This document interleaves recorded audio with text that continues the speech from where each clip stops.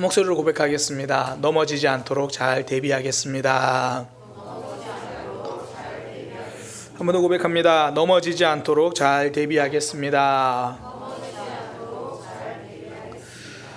민수기는 이제 시내산에서 출발해서 가나안 땅으로 가는 여정이다 말씀드렸습니다. 우리가 민수기를 살펴보면서 출발하기 전에 이런저런 준비를 하고 있었던 것을 우리는 보았습니다.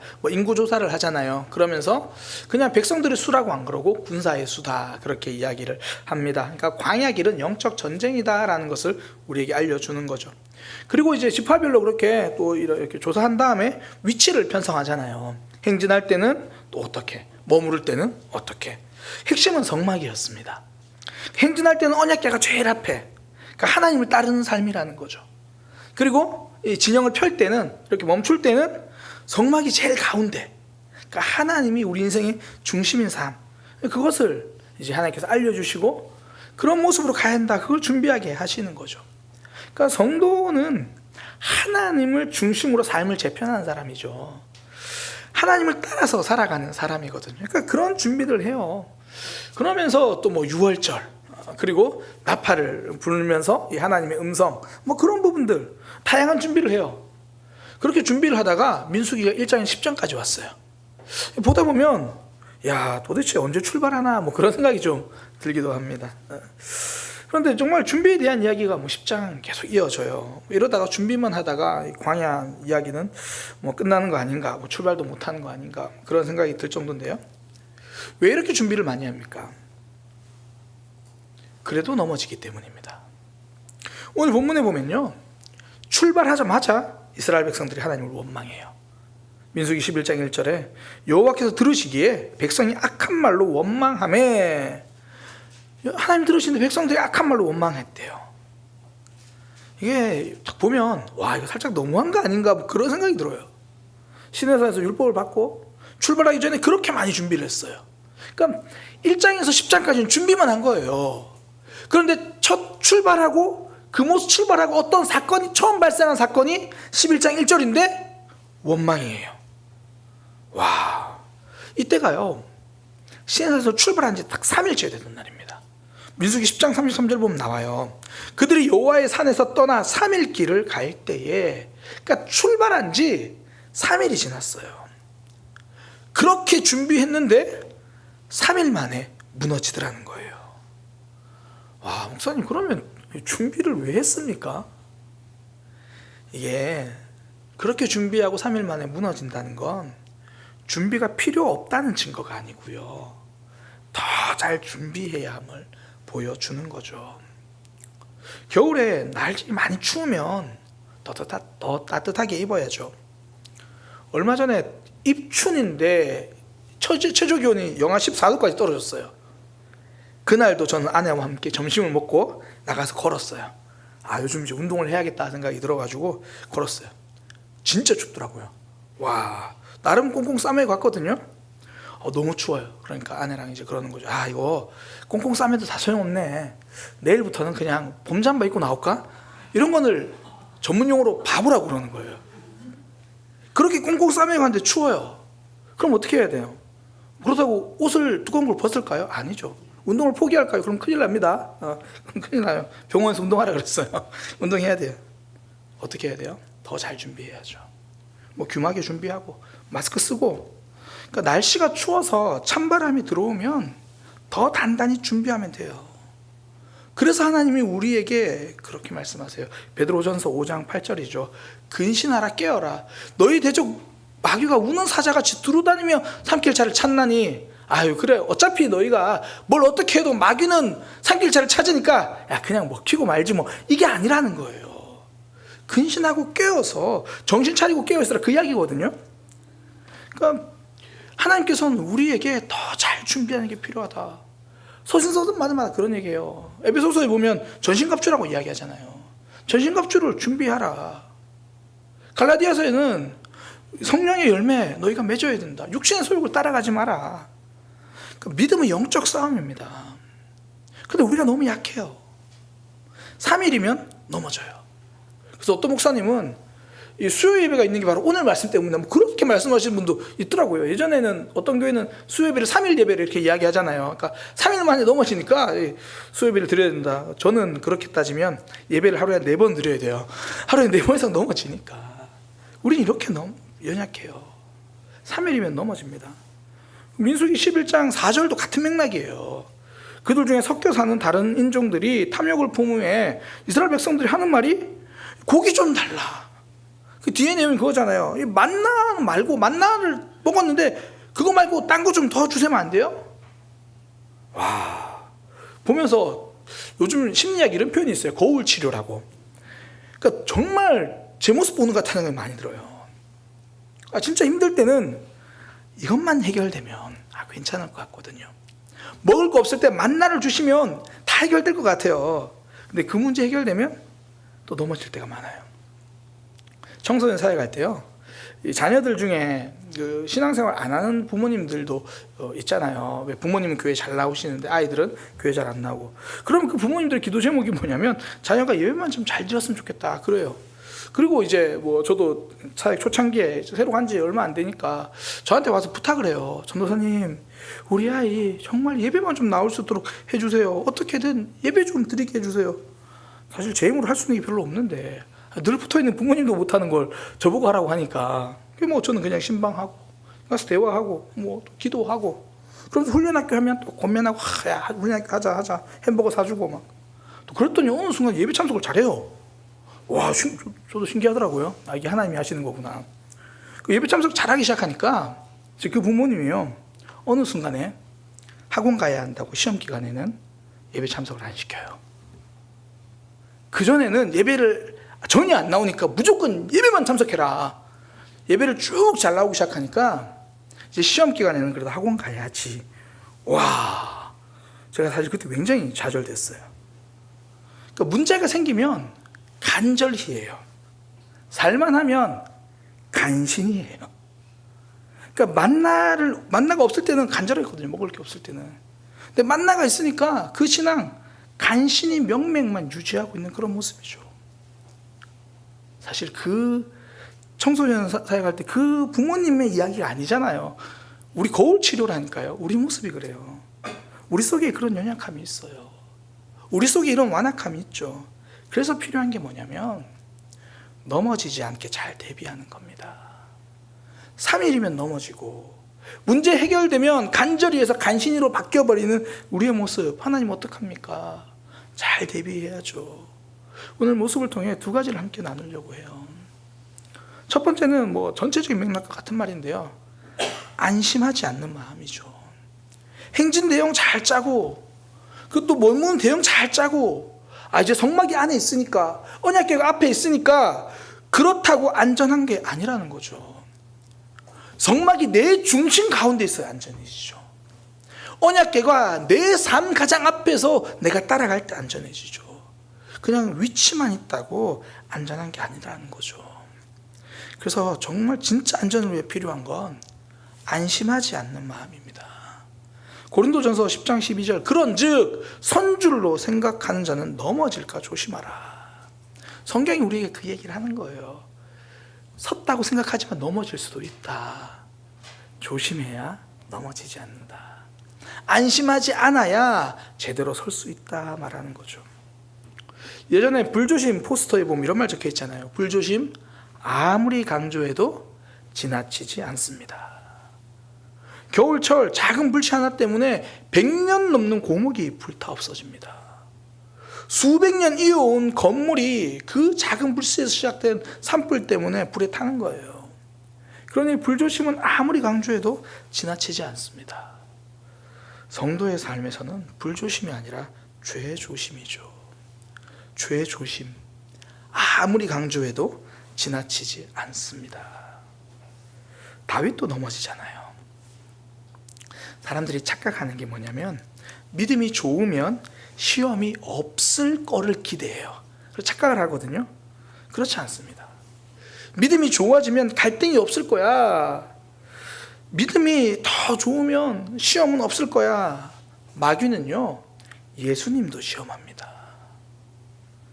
죄는 사람을 가리지 않아요. 죄는 시간과 장소, 직분을 가리지 않습니다. 그러니 아무리 강조해도 지나치지 않습니다. 이전에 용문교회 이용구 목사님 부흥회 오셨잖아요. 그때 부흥회 때 하셨던 말씀, 저는 그 말씀이 너무 좋아서 제가 부흥회 마치고 설교 때도 바로 이 말씀을 인용했었는데, 가꾸는데 30년, 사라지는데 3초. 내면이 무너지면 모든 것이 사라진다. 어떻게 보면 우리 신앙일 수 있어요. 지금까지 세워온 건 30년인데 어쩌면 무너지는 것은 3초 아니 0.3초도 안 걸릴 때도 있잖아요. 그러니 우리의 신앙생활 안심할 수 없다는 거죠. 안심하는 대신 안전장치를 마련하는 것, 그거죠.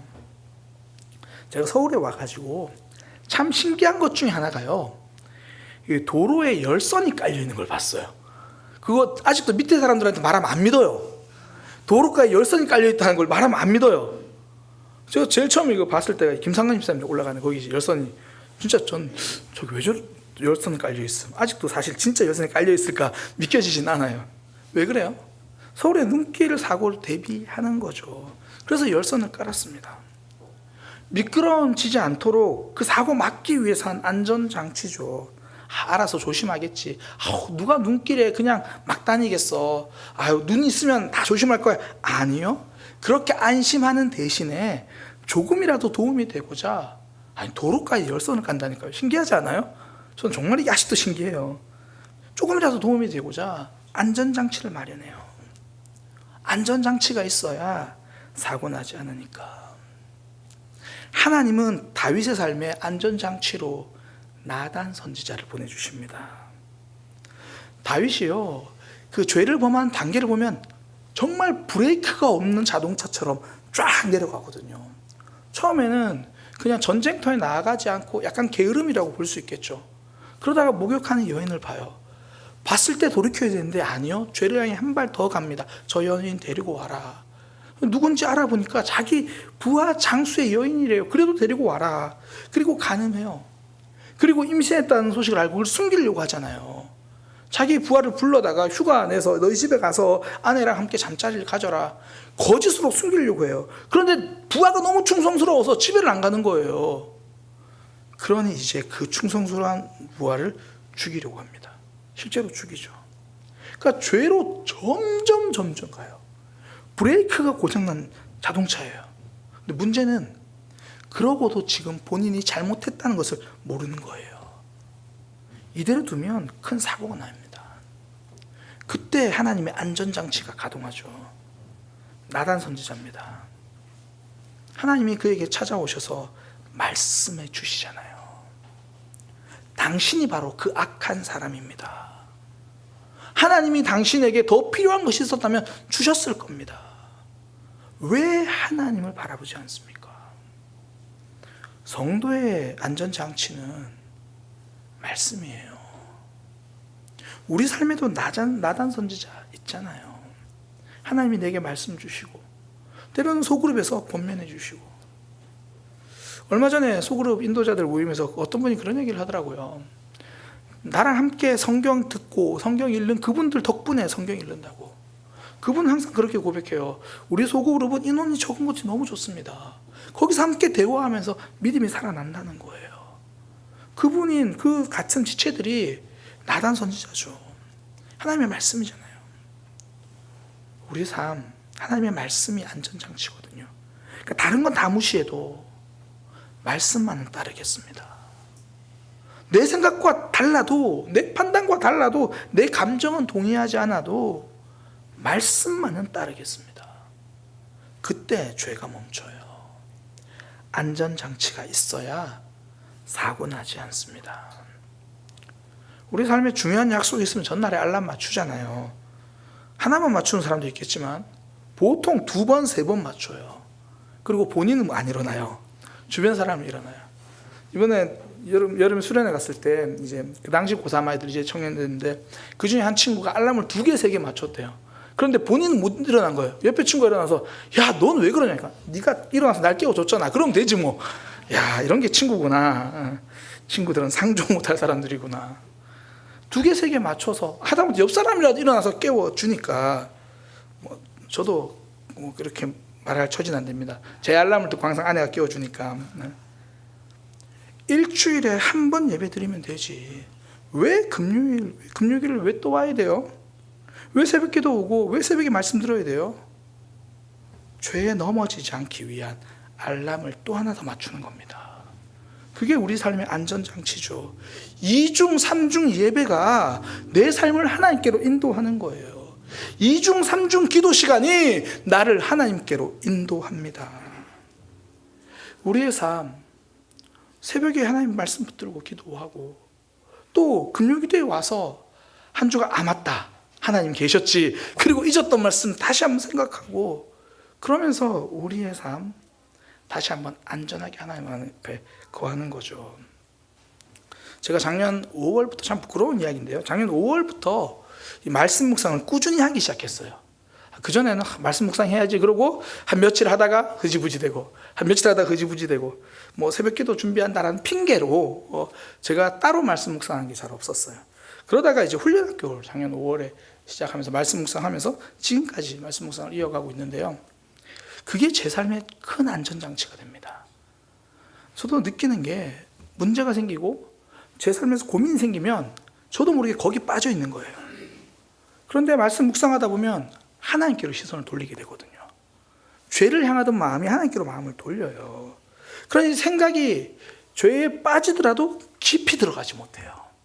안전장치죠. 계속 그 말씀이 저를 하나님께로 끌고 오는 거예요. 우리가 성경 읽는 시간, 말씀 묵상하는 시간, 올해 우리 사랑의 교회가 하나님 앞에 서는 그런 교회잖아요.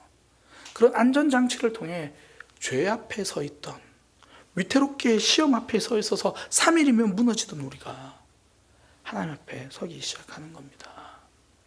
연초에 남성교회 주관으로 성경 읽기 아마 하고 계신 분들 많을 거예요. 그 시간이 내 믿음의 안전장치잖아요.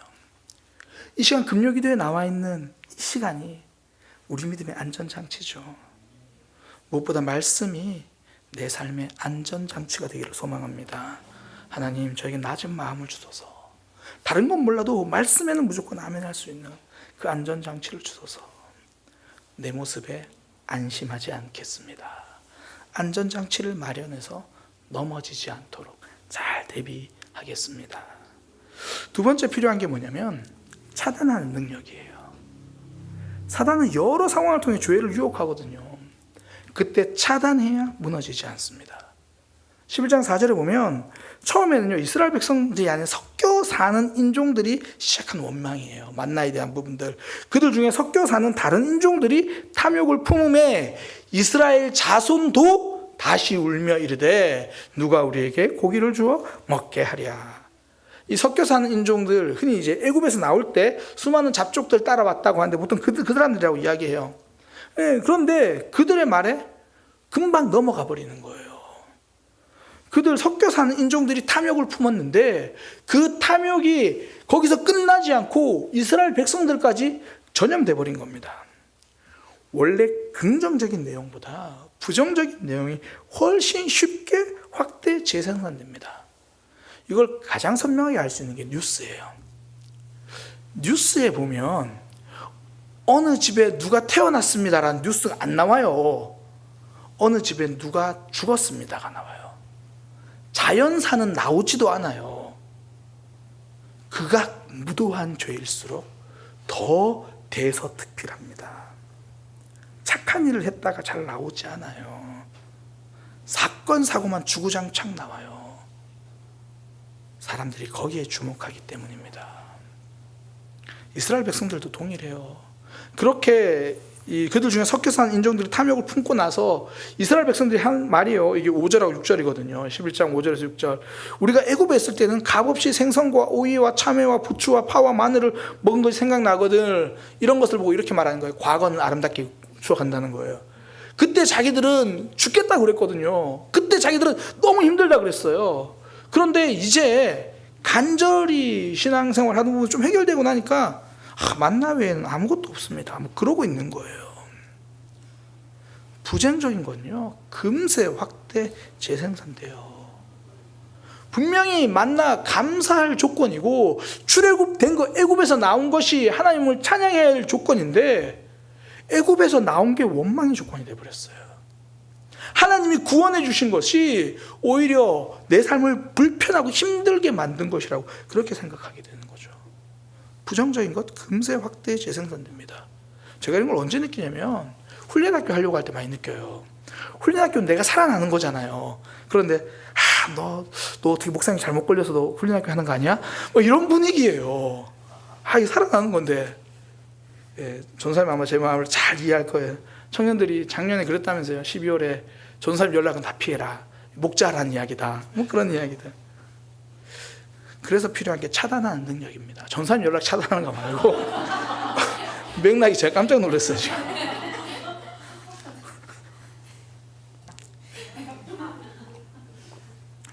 내 영혼을 무너뜨리고 내 신앙을 넘어지게 하는 죄는 빨리 차단하는 능력이 필요하다라는 겁니다. 백화점이나 큰 마트에 가면요, 방화 셔터 내려오는 곳이라고 표현되어 있어요. 화재가 나면 셔터로 차단이 됩니다. 그게 불길이 확산되지 않도록, 연기가 확산되지 않도록 화재가 나면 방화 셔터가 내려오는 거예요. 우리의 신앙생활 가운데 죄의 유혹들, 부정적인 이야기들, 하나님께로 가까이 가지 못하는 것들, 그때 그런 영적인 화재가 날 때가 있습니다. 그때는 방화 셔터를 내려야 할 때입니다. 차단하는 거예요. 제가 아는 분 중에 이런 방화 셔터 같은 분이 있어요. 그분의 이제 배우자가 그런 얘기를 하더라고요. 제 아내는 집에서 교회에 대한 부정적인 얘기는 하나도 하지 않습니다. 그래서 저는 교회에 무슨 일이 일어나는지를 잘 모릅니다. 그 교회가 정말 부정적인 이야기 맞는가? 얼마나 귀해요. 부정적인 이야기는 옮기지 않겠습니다. 내가 듣고 내가 알아도 저는 차단하겠습니다. 이게요, 부정적인 이야기가 나오기 시작하면 제일 믿음에 손해보는 게 자녀들이에요. 그런 이야기 들으면서 그 죄가 자녀들의 중심에서 확대 재생산되거든요. 부정적인 일이 없는 건 아닙니다. 확대 재생산하는 삶이 아니라 방화 셔터 믿음이 되어서 차단하는 삶이 필요하다는 거죠. 근데 사단은 꼭 그 이야기에 관심을 가지게 해요. 우리도 이 주변에 보면 이 부정적인 말은 꼭 하나 덧붙이는 분들이 가끔씩 있잖아요. 좋은 이야기 한마디에 좋은 이야기 한마디 붙이는데 부정적인 이야기 나오면 그때부터 사돈의 8촌의 부정적인 이야기부터 시작해서 그 사람이 15년 전 6개월 전 이야기부터 부정적인 이야기를 쭉 나열해요. 계속 덧붙이는 거예요. 과연 내 입술은 방화 셔터 입술인가? 아니면 확대 재생산하는 스피커 입술인가?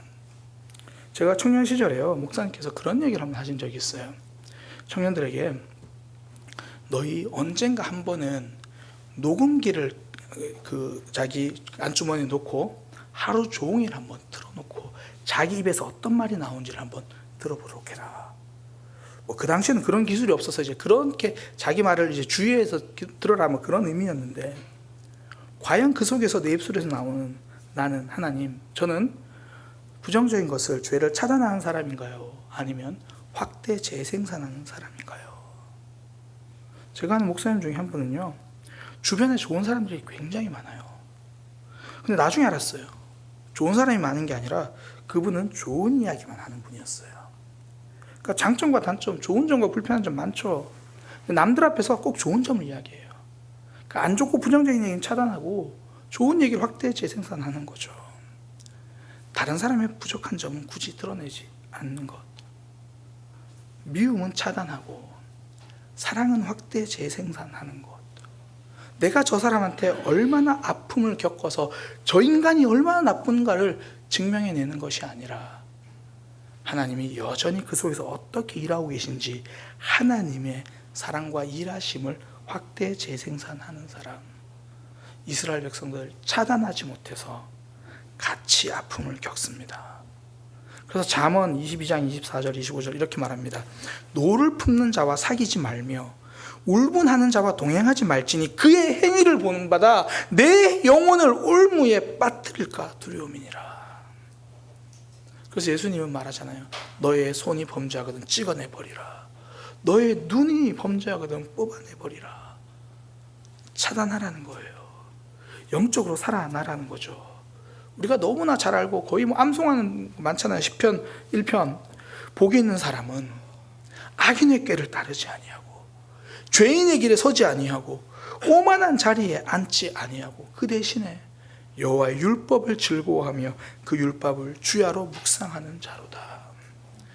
내가 있는 자리가 믿음의 덕이 되는 자리인지 아니면 내가 있는 자리가 점점 믿음을 희석시켜가는 자리인지 분별하고 차단할 수 있는 믿음의 삶 되기를 소망합니다.